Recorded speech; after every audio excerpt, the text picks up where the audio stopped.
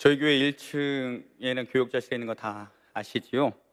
저희 교회 1층 사무실에는요, 교육자실에는 저를 포함해서 세 분의 무게중심을 담당하는 목사님들이 계십니다. 그 가운데 그 한 분 목사님 하고요, 작년 10월경에 굉장히 심각한 이야기를 나누게 되었습니다. 우리의 공통적인 이야기는 앉을 때마다 자꾸 바지가 찢어진다는 그런 이야기였습니다. 그리고 입을 옷이 점점 없어진다, 그런 이야기를 나누게 되었죠. 그때 그 목사님과 함께 3개월 동안 10kg 감량이라는, 어찌 보면 정말 무지했기에 용감한 약속을 했습니다. 저희 둘만 약속을 하면 못 지킬 수도 있을 것 같아서 다른 목사님들께도 우리가 3개월에 10kg를 빼겠다, 그 3개월에 10kg를 못 빼면 우리가 맛있는 것을 대접하겠다, 이렇게 약속을 하고 3개월 동안 다이어트를 시작했습니다. 매일 아침마다 몸무게를 찍어서 서로 공유하고 서로 자극도 되어주고 격려도 하면서 진행을 했습니다. 워낙 이 부어있던 몸이라 먹는 것 조금 줄이고요, 운동하자마자 몸에서 바로 반응들이 나타나기 시작했습니다. 1개월이 지났을 때 약 4kg을 감량했습니다. 둘이서 이런 이야기를 했습니다. 이 정도면 뭐 3개월 안 지나도 10kg 충분하지. 이렇게 교만을 부릴 때쯤 정책이라는 것을 만났습니다. 아무리 줄이고 운동해도 살이 안 빠졌습니다.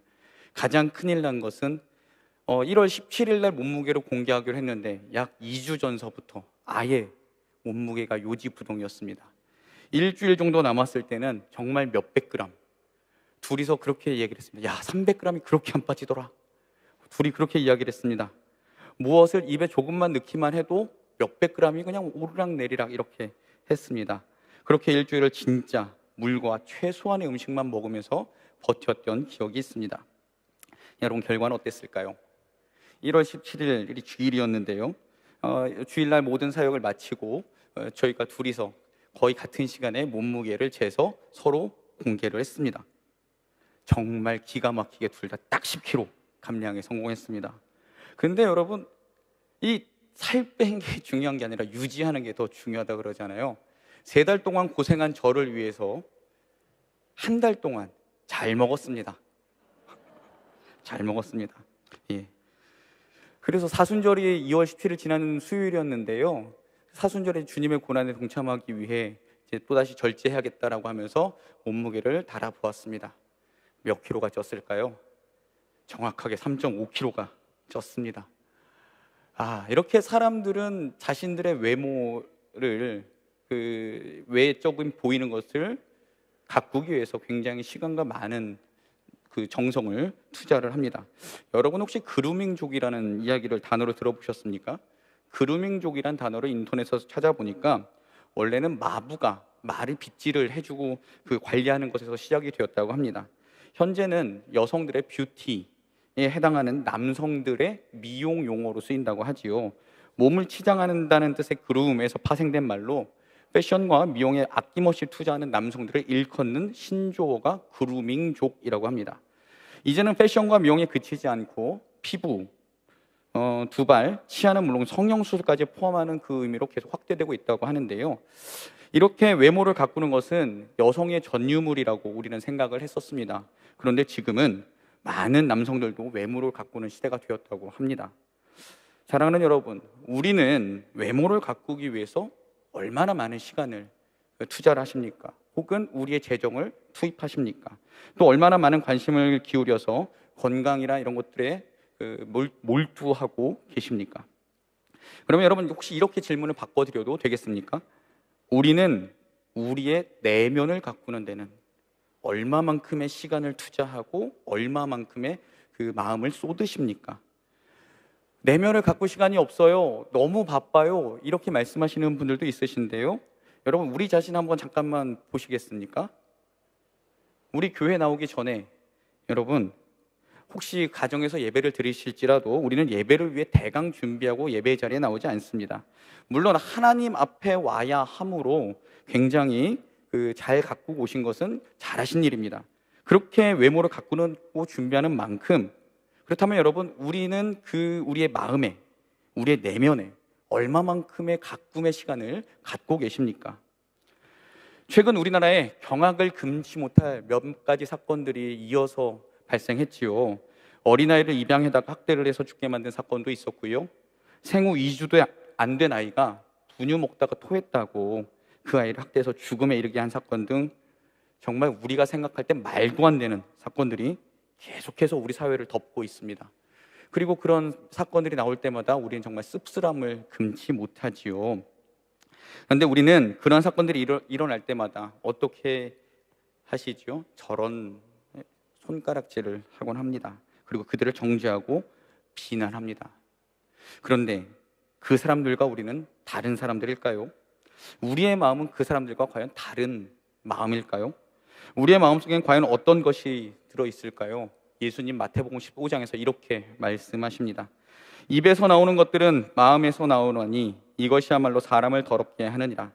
마음에서 나오는 것은 악한 생각과 살인과 간음과 음란과 도둑질과 거짓 증언과 비방이니 이런 것들이 사람을 더럽게 하는 것이요 씻지 않은 손으로 먹는 것은 사람을 더럽게 하지 못하느니라. 그리고 바울은 로마서에서 사람들의 마음을 이렇게 표현합니다. 로마서 1장 말씀인데요, 우리 자막을 보시면 함께 읽어보도록 하겠습니다.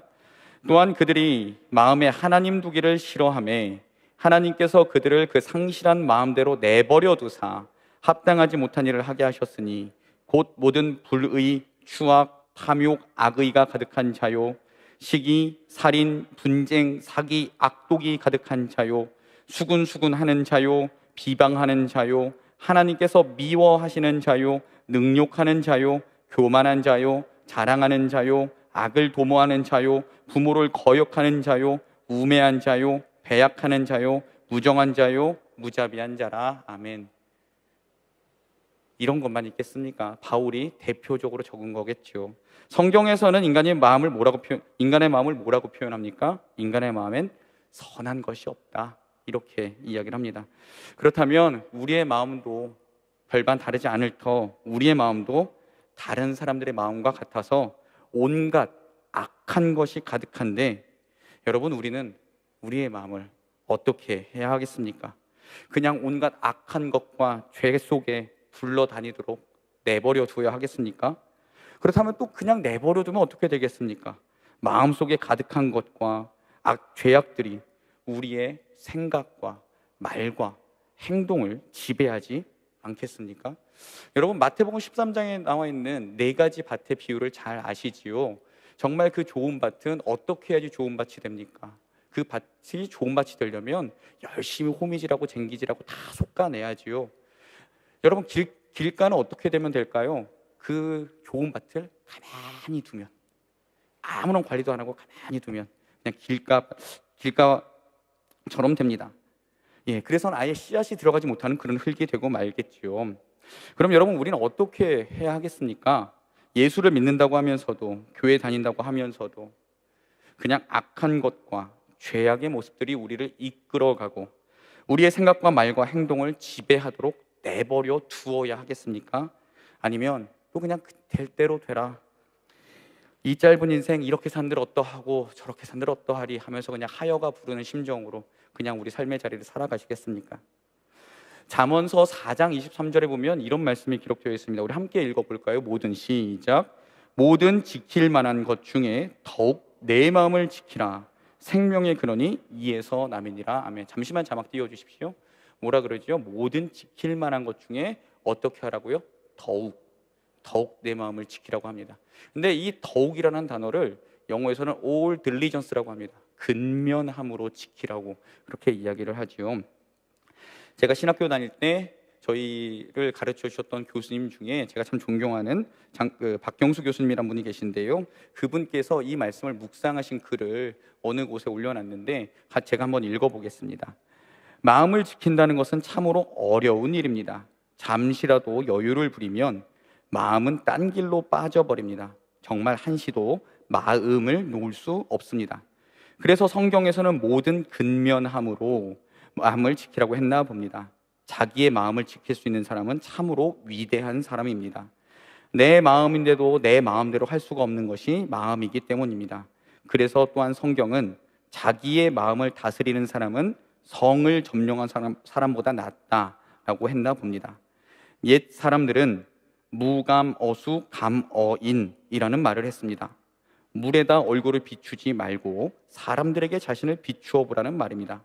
과거에는 물이 거울의 역할을 했습니다. 예나 지금이나 사람은 표면적인 것에 집착합니다. 보이는 얼굴에 집착합니다. 그러나 정작 중요한 것은 다른 사람들에게 비춰진 내 마음일 것입니다. 그래서 잠언 기자는 사람의 얼굴이 물에 비치듯이 사람의 마음도 사람을 드러내 보인다고 이야기했습니다. 내가 관심을 기울여야 할 것은 외면의 얼굴이 아니라 내면의 마음입니다. 몸은 매일같이 씻으면서도 정작 마음은 깨끗이 하지 못했습니다. 얼굴에는 화장품도 바르면서 정작 마음은 내버려 두었습니다. 하나님의 말씀 앞에, 주님의 사랑 앞에 내 마음을 비추어 보니 왜 이리 추해 보이는지요. 오늘은 얼굴보다 마음을 씻고 가꾸고 지켜야 하겠습니다 라고 묵상을 하셨던 글이 있었습니다.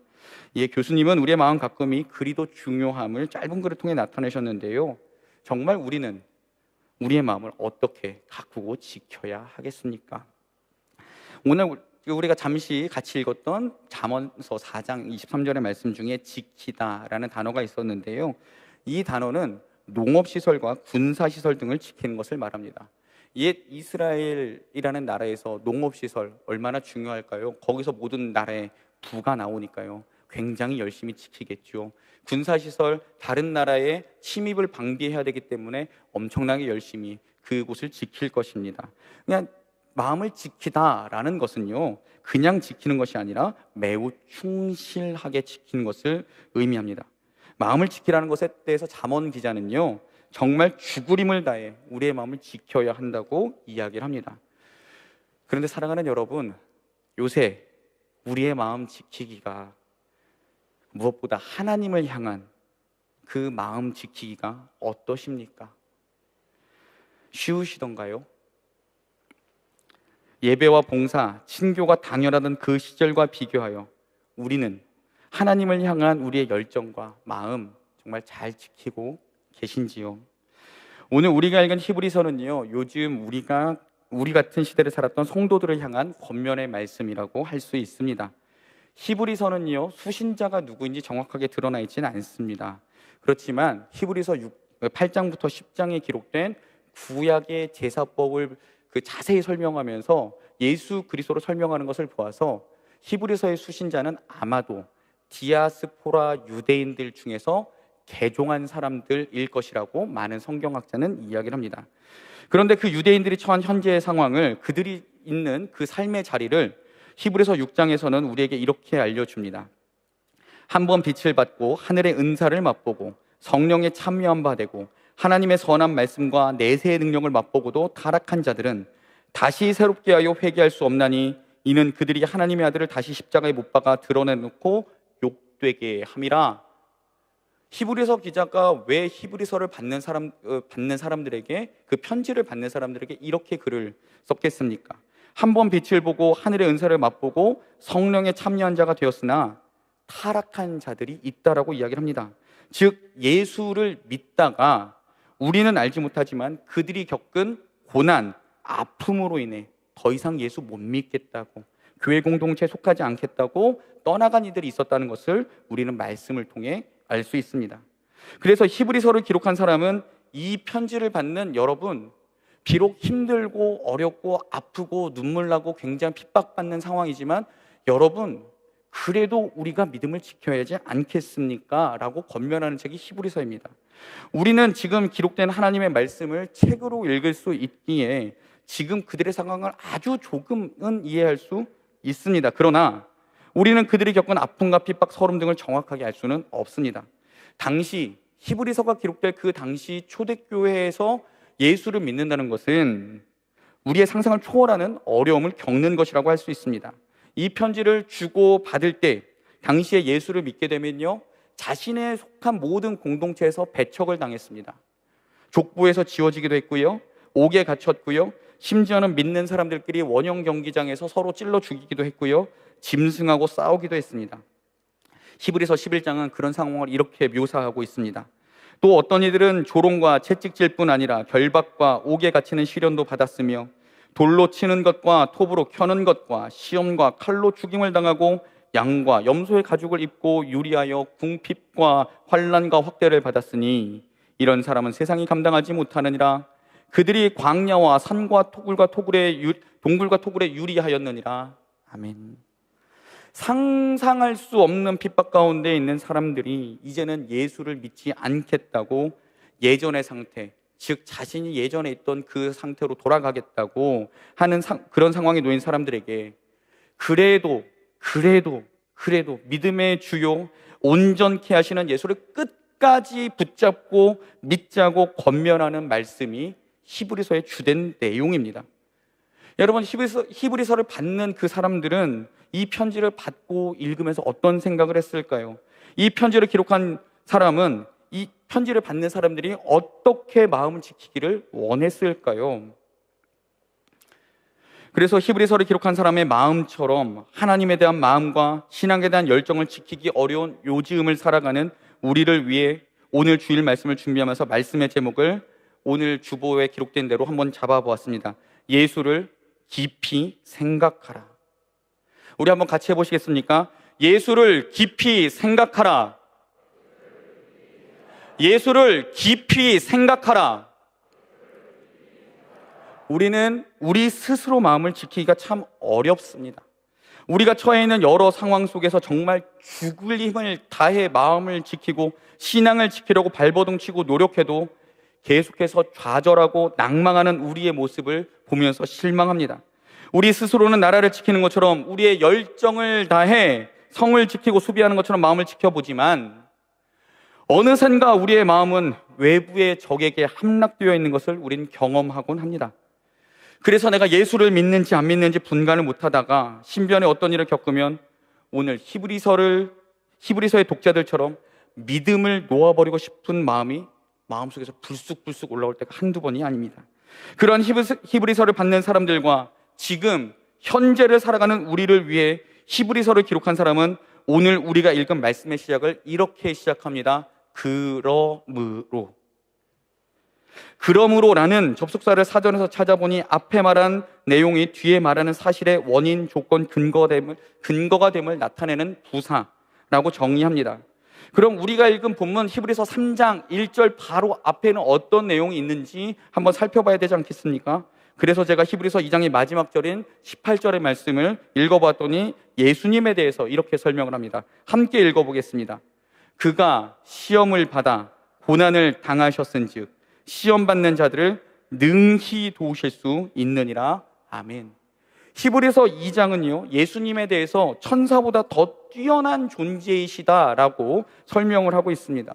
그러나 그 천사보다 더 뛰어나신 예수 그리스도께서 그냥 하늘에 계시는 것이 아니라 우리처럼 낮아져서 우리를 형제라고 부르셨고 죽기를 무서워하면서 한평생 죽음에 매여 종노릇 하는 사람들을 놓아주기 위해 이 땅에 오신 존재가 예수 그리스도라고 이야기를 합니다. 그리고 그런 예수님이 이 땅에 오셔서 육신을 입고 사시는 동안 시험을 받고 고난을 당하셨으니 시험 받는 사람들을 능히 도우실 수 있다. 그러니까 여러분들이 그렇게 힘들고 어렵고 아파하는 것을 예수님이 모르시는 것이 아니라 정말 그 시험을 당하신 예수님이 여러분들을 능히 도우실 수 있다. 그러므로 믿음의 형제들이요, 우리보다 앞서서 시험을 당하시고 승리하신 예수 그리스도를 생각하며 그 모든 시험과 어려움과 핍박과 환난에서 이겨냅시다. 히브리서 기자는 히브리서를 받는 사람들에게, 그리고 지금 여기에서 말씀을 듣는 우리들에게 같은 음성으로 권면하고 있습니다. 마음을 지키려고 끙끙 애쓰는 것이 아니라 우리 마음에 예수를 깊이 생각하여 예수 그리스도로 충만하여 외부의 상황에 흔들리지 않는 믿음, 외부의 상황에 흔들리는 믿음 마음이 아니라 예수님을 깊이 생각함으로 충만하여져서 외부의 어떤 충격에도 흔들리지 않는 견실한 믿음을 소유하자라고 히브리서 기자는 지금 권면하고 있는 것이지요. 깊이 생각하라라는 뜻은 어떤 목적에 마음을 다하다, 전심을 다하다, 몰두하다 이런 뜻을 가지고 있습니다. 이 단어를 헬라어에서 능동태로 기록을 합니다. 이 단어를 다시 설명하면 억지로 누군가에 의해서 하는 것이 아니라 내가 마음을 다해 전심으로 몰두하라는 뜻을 가지고 있습니다. 그래서 히브리서 3장 1절 한번 이렇게 번역해 보겠습니다. 그러므로 함께 하늘에서 거룩함으로 부르심을 받은 형제 자매 여러분, 우리가 믿음을 고백하는 신앙의 사도이시며 대제사장이신 예수를 우리 마음을 다해 적극적으로 찾고 마음을 다해 몰두하시기 바랍니다. 뭐라고요? 적극적으로 예수를 찾고 마음을 다해 몰두하시기 바랍니다. 사랑하는 여러분, 저도 감히 주님의 이름으로 여러분들에게 부탁을 드립니다. 우리 앞에 상황이 비록 우리의 신앙과 마음을 지키기 어렵고 힘들게 우리를 흔들지라도, 우리가 가진 믿음으로 인해 핍박을 받고 어려움을 겪을지라도, 조롱을 받을지라도, 우리가 우리의 시각을 예수님에게 고정하고 우리의 마음을, 우리의 생각을, 우리의 모든 것을 예수님에게 고정하고 우리의 마음을 다해 예수 그리스도를 적극적으로 찾고 몰두하시기를 주님의 이름으로 부탁드립니다. 그렇게 살아가는 동안 주님의 그 은혜가 예수를 깊이 생각하는 사람들에게 넘쳐나지 않겠습니까? 오늘은요 여러분, 우리 장로님도 기도하셨지만 사순절 첫 번째 주일입니다. 사순절은 부활주일을 기준으로 거꾸로 계산하여 도중에 들어있는 6번의 주일을 뺀 40일간을 주님의 고난과 부활을 기념 묵상하며 경건하게 보내는 기간입니다. 고난주간을 포함하여 예수님께서 죄인들인 우리의 구원을 위해 십자가의 고통을 당하신 사건을 살펴보며 우리 자신을 다시 한번 생각하고 주님을 더욱 사랑하기로 다짐하는 40일간의 기간이 바로 사순절입니다. 넉사자와 열흘 순자를 써서 사순절이라고 하지요. 우리는 매년 이맘때만 되면 2월, 3월경이 되면 사순절을 보내게 됩니다. 여러분 혹시 기억하실런지 모르지만 10여 년 전에는 지금쯤 뭐 시작했었죠? 40일 특별 새벽기도 시작했었습니다. 그러면서 예수님의 고난에 동참하는 훈련도 진행했었는데요. 지금은 우리 스스로 우리의 마음과 신앙을 지켜야 하는 그런 때이지요. 이렇게 신앙을 지키기 어려울 때, 우리의 마음을 지키기 어려울 때 우리는 먼저 우리의 믿는 신앙의 사도이시며 대제사장이신 예수를 깊이 생각하는 것에서부터 우리의 사순절을 보내보는 것은 어떠하겠습니까? 예수를 깊이 생각하며 예수님이 이 땅에 왜 오셨을까? 예수님은 어떻게 사셨을까? 사시는 동안 어떤 고난을 겪으셨을까? 어떤 아픔을 겪으셨을까? 예수님은 왜 그렇게 참혹하게 십자가에서 죽으실 수밖에 없으셨는가? 예수를 믿으면 구원받는다는 것은 무엇인가? 나는 예수님처럼 부활할 것인가? 이 사순절 기간 동안 예수님에 대해서 계속 깊이 생각하며 예수님이 도대체 나에게 어떤 존재인지 생각하며 2021년 사순절을 보내보시는 것은 어떠하겠습니까? 여러분, 지금 우리의 모든 관심사는 어디에가 있습니까? 우리의 마음은 어디에 몰두하고 있습니까? 우리는 적극적으로 지금 어떤 것을 찾고 있으십니까? 예수가 아닌 다른 것에 몰두하는 우리가 아니라, 우리의 욕심에 천착하는 우리가 아니라 마음을 다해 예수를 생각하고 예수님에게 몰두하는 2021년의 사순절로 만들어가 보는 것은 여러분 어떠하시겠습니까?